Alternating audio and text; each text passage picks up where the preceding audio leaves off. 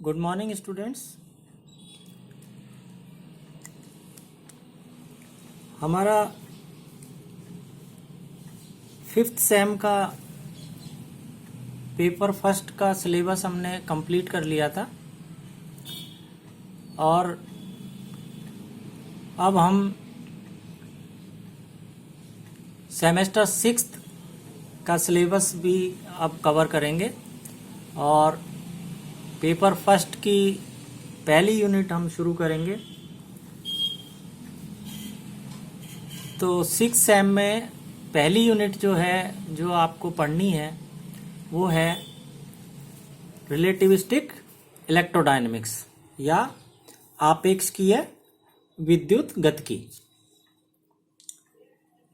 इसमें हम आज आवेश संरक्षण का नियम क्या होता है ये देखेंगे और इसके अलावा हम इक्वेशन ऑफ कंटिन्यूटी या सातत्य समीकरण इसको डिराइव करेंगे। तो आवेश संरक्षण का नियम आपको पता ही है कि कोई भी अगर आइसोलेटेड सिस्टम है या विलगित निकाय है उसमें जो कुल आवेश होता है यानी कुल आवेश, कुल विद्युत आवेश, उसका मतलब जो पॉजिटिव और नेगेटिव चार्जेस उनका जो बीजीय योग है वो सदैव नियत रहता है। ये आवेश संरक्षण का नियम कहलाता है। इक्वेशन ऑफ कंटिन्यूटी या सातत्य समीकरण।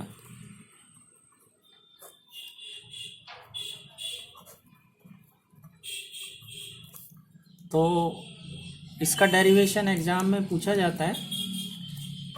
तो इसे डिराइव करने के लिए मान लो एक क्लोज सरफेस है यानी बंद पृष्ठ है ना, और उससे आई धारा प्रवाहित हो रही है। क्लोज सरफेस से आई धारा प्रवाहित हो रही है तो हम आई कैसे लिख सकते हैं? Minus D Q by D T. Q यहाँ पर आवेश है तो, और ऋणात्मक चिन्ह हमने क्यों लिया है? क्योंकि इस पृष्ठ से का जो परिबद्ध आयतन है यानी एनक्लोज्ड जो वॉल्यूम है उसमें आवेश की कमी हो रही है समय के साथ, इसलिए यहाँ पे हमने ये माइनस चिन्ह लिया है। अब मान लो इस पृष्ठ के लिए हम करंट डेंसिटी, धारा घनत्व हम जे लें। अगर धारा घनत्व हम जे लें तो एक छोटे पृष्ठ में जिसको हम मान लो डी ए बोलें, सबसे पहले धारा घनत्व क्या होता है? धारा घनत्व होता है एकांक क्षेत्रफल से निर्गत धारा। ठीक है, तो अगर हम एक छोटा सा क्षेत्रफल अल्पांश लें ये डी ए, तो इससे निर्गत धारा कितनी होगी? जे डी ए। इससे निर्गत धारा कितनी हो जाएगी? जे डी ए। और इस पूरे पृष्ठ से जो निर्गत धारा होगी वो क्या हो जाएगी? Surface integral J D A. ठीक है ना।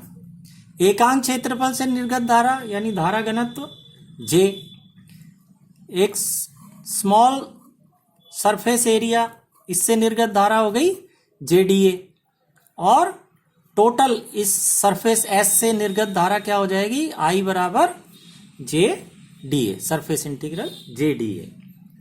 ठीक, इसी तरह से अब मान लो आवेश घनत्व हम लेते हैं रो। ये तो धारा घनत्व है, ये आवेश घनत्व हमने लिया रो। तो आवेश घनत्व क्या होता है? एकांक आयतन में आवेश की मात्रा। ठीक है ना। तो एक स्मॉल हमने आयतन अल्पांश लिया मान लो डीवी। ठीक है, ये इससे परिबद्ध जो आयतन है उसमें एक छोटा आयतन अल्पांश हमने क्या लिया? डीवी लिया।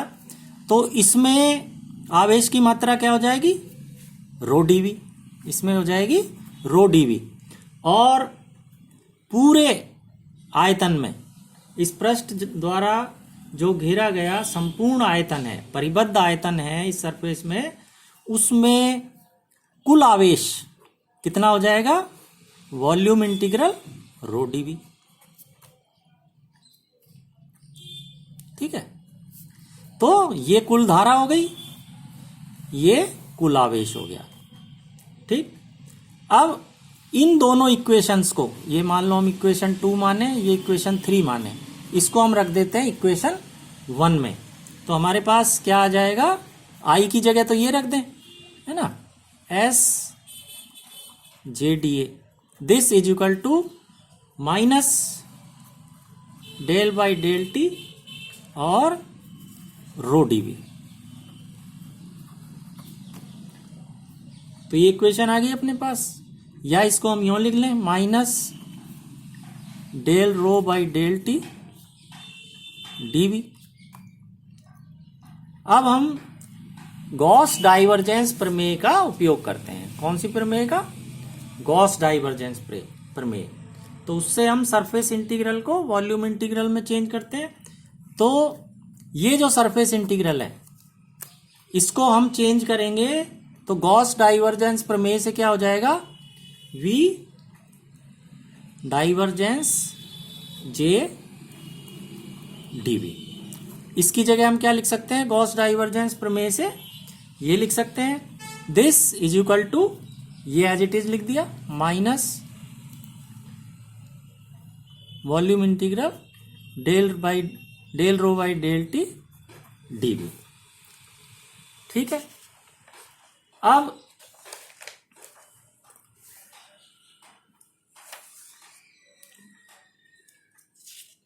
ये आ गया हमारे पास।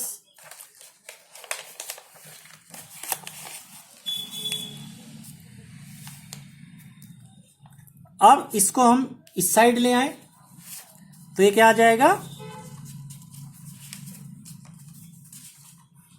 V divergence J plus del rho by del T dV is equal to 0।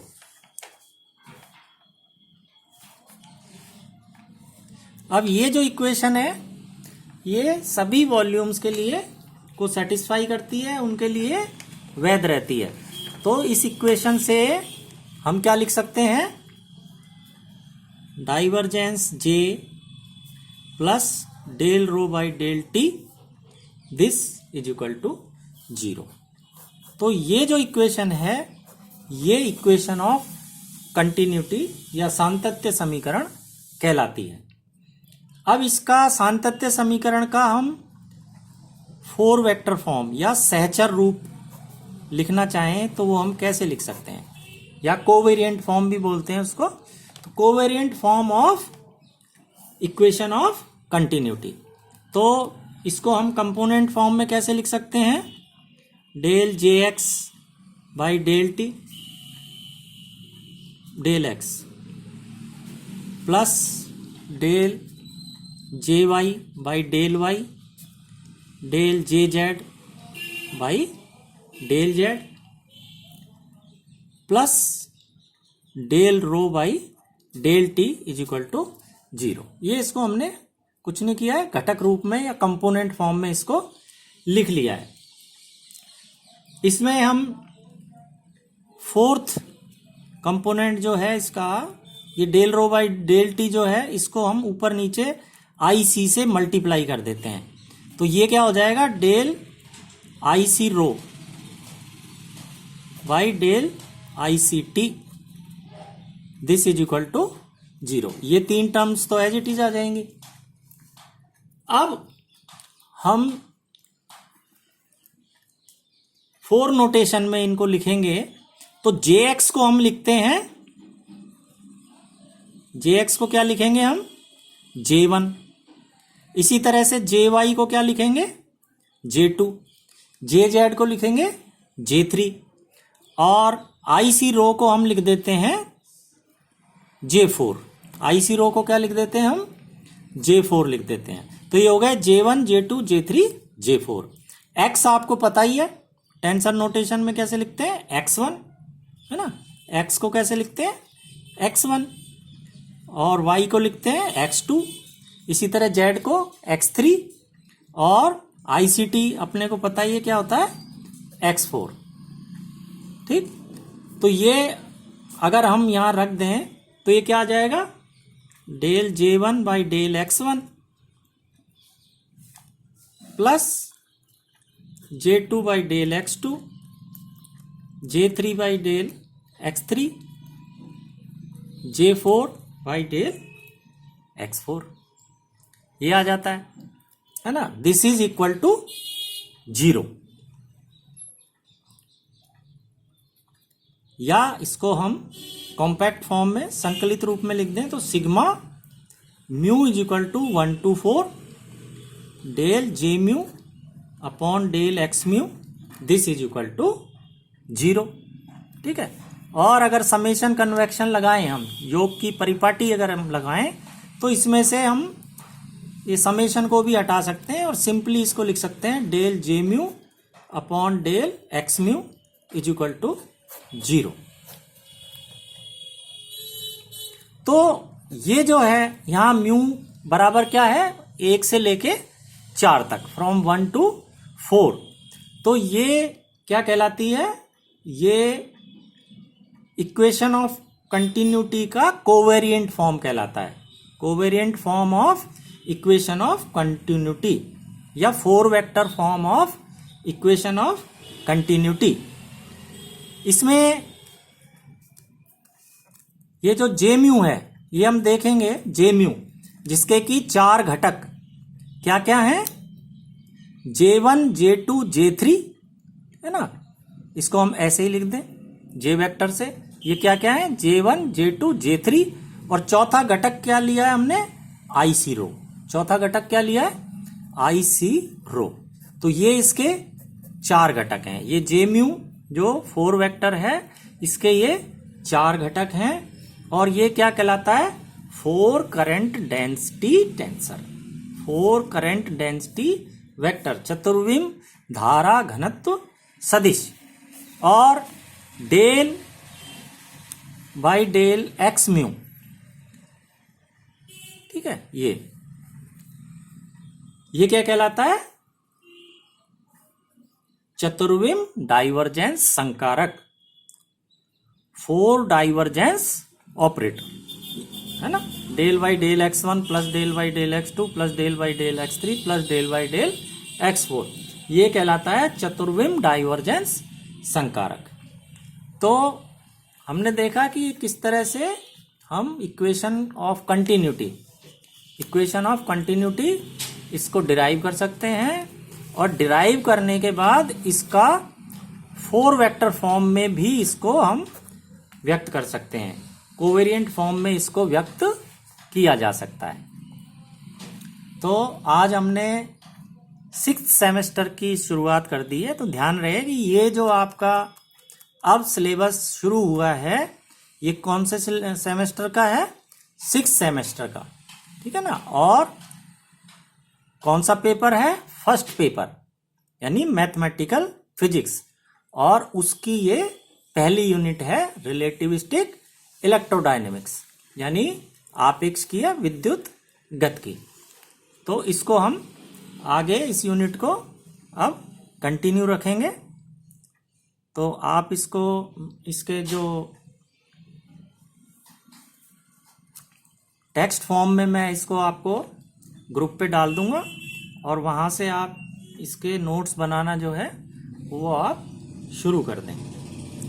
Have a nice day.